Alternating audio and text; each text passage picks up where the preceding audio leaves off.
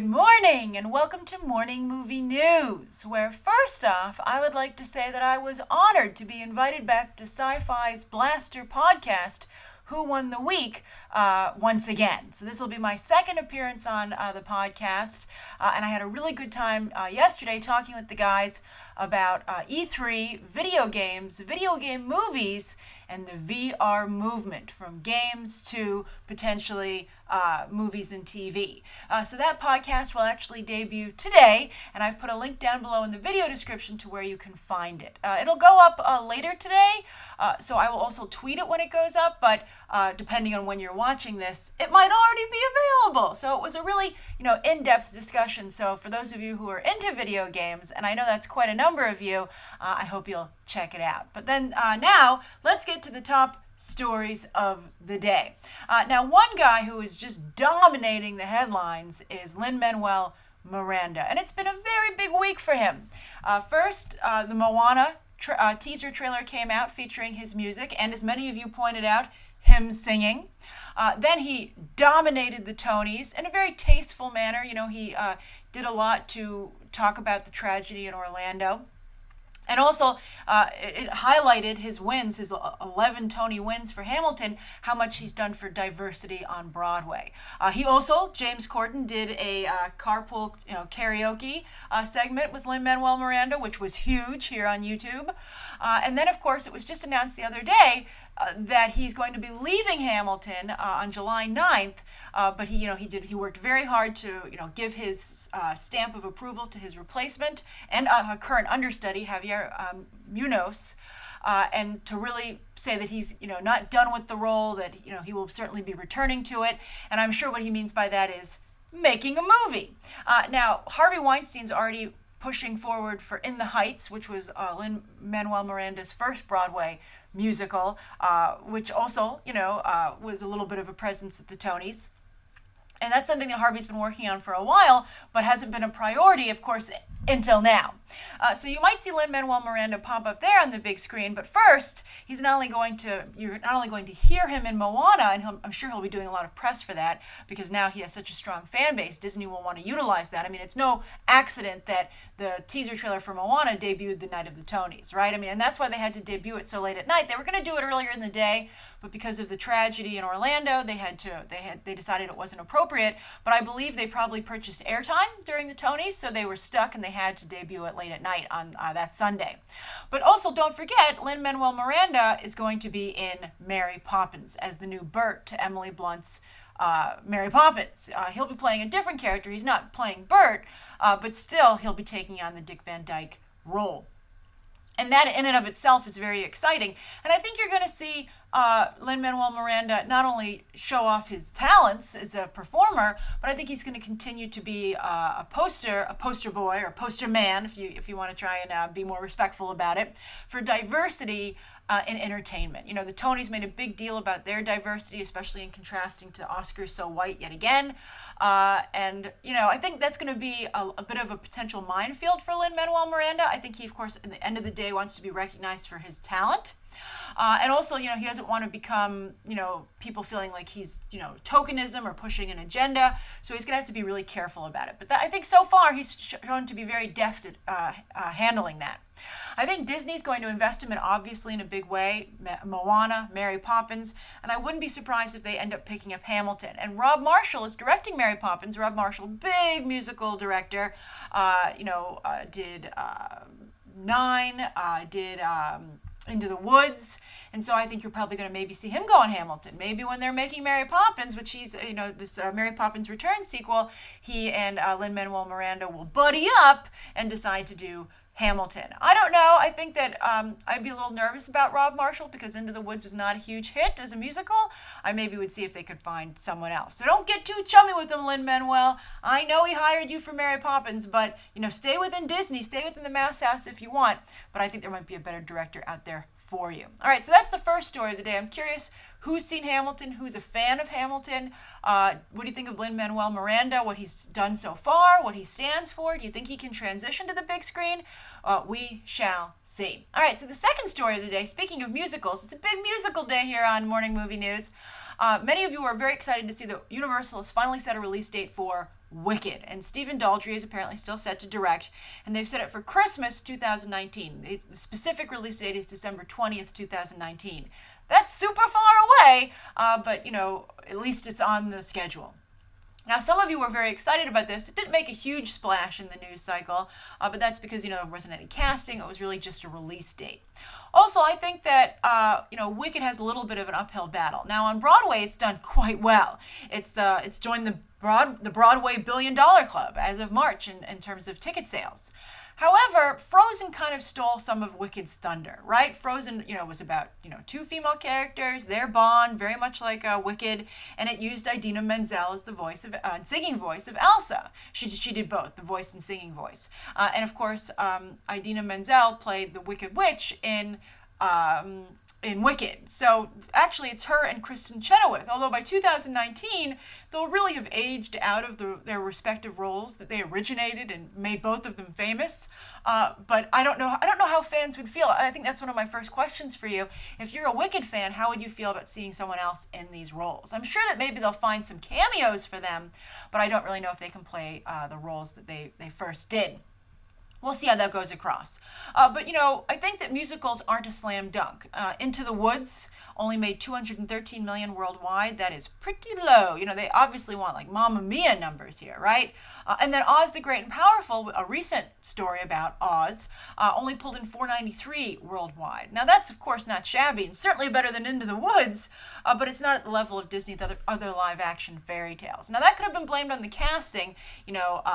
James Franco, Mila Kunis, Rachel Weisz, Michelle Williams. Those aren't huge box office draws. I mean, although many of you like to say, movie stars aren't important these days, but I think that, they sometimes can certainly help, and, sometimes there can be box office poison. And I think that might have been a little bit of the problem with Into the Woods, right? I mean, who were the big stars there? Emily Blunt still has not proven that she's not box office poison. I mean, Edge of Tomorrow did pretty good, but I think that was a lot of heavy lifting from Tom Cruise. So we'll see. We'll have to see how Wicked starts to come together, if it can compete, if musicals are still popular then, who they cast. There are a lot of, things still to be set before we get a better idea of its potential. But at least it's on the schedule, and we'll see how it does. Also, don't forget, that's now Star Wars territory, so it's going to have to be very strong to compete in that arena. And also, there's a musical coming out in 2017, The Greatest Show on Earth, which we just talked about yesterday with Hugh Jackman, The Greatest Showman on Earth with Hugh Jackman and Zac Efron, and we'll see how that does as a Christmas musical. All right, so for the third story of the day, a number of you were talking about this yesterday. It was a pretty big story, but I think it was a big story because people were like, I don't know how I feel about this, and that's that Supergirl, moving to the CW, casted Superman. And it wasn't Tom Welling from Smallville, which some people seemed relieved about, which I thought was interesting. So anyway, it's Tyler Hoechlin. I hope I'm pronouncing that correctly. More people are pronouncing his name or mispronouncing it than ever before. And he is one of the secondary cast members on Teen Wolf on MTV. He's not Dylan O'Brien, but apparently he has his fans. Now, I saw some pictures of him.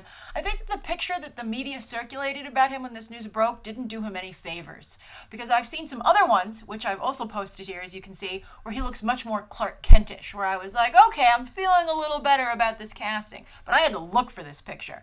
Like, I think that the one that they post is a little too MTV, like Superman doesn't have a 5 o'clock shadow, so I was not feeling it when it was first announced. I do feel it, as many people also pointed out, that he seems very close in age to Melissa Benoist, and I think that's a bit of a mistake. I think that Superman's supposed to be older, not like the same age, like a pal, right? So we'll see how it works. We'll see how the casting works. I mean, so far I've enjoyed most of the casting on Supergirl, so I'm going to have to, try and have some faith in them, but they're going to have to convince me. So I'm curious, what do you think? I think what's interesting is that they didn't bring someone in who's going to be, I think, a real headline maker, who's going to, I don't think, especially to go beyond their current audience. I think that, they didn't cast someone everyone's like, well, I haven't been watching Supergirl, but I should watch to see this actor in the role of Superman. They didn't do that. So we'll see. But I mean, I think it's going to be such a big deal when it debuts on the CW. Hopefully at least the CW audience will check it out. All right, so those are the 3 news stories of the day, and the viewer question comes from Adam Freddy. I really liked this question. This was a good business question, Adam. So Adam says, "Hi, Grace. I have a question for you.